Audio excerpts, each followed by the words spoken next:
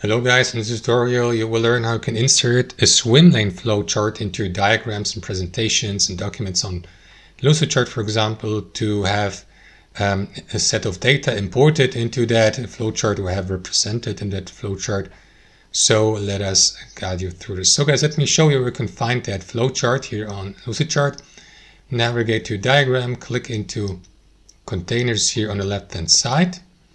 And from these containers or available options, select the flowchart option, expand it if needed.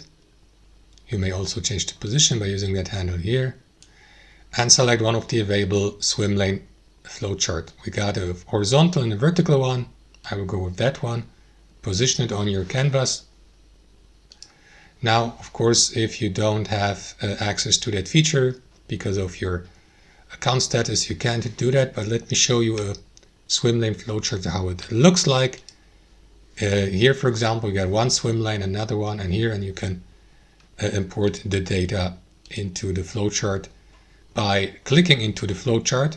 You may, of course, connect the flowchart, the swim lane, with other elements using these connectors here. You may customize it, and so on and so forth.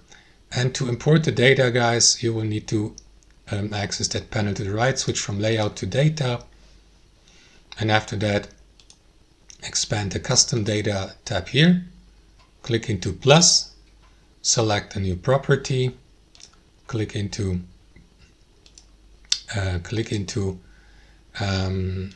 these three dots, click into one of these properties here, and what you want to do next is for example add a new field, and after that describe it, insert a value as a text, for example, or you may attach, for example, data as attached images by clicking into this button, by locating the file on your device.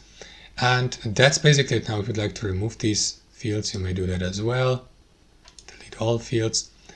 So you can click into this button and insert data as text, for example, and you may customize also the layout of the swim lane flowchart. Click into layout here, select the shape options, and here under advanced options you may increase the number of lanes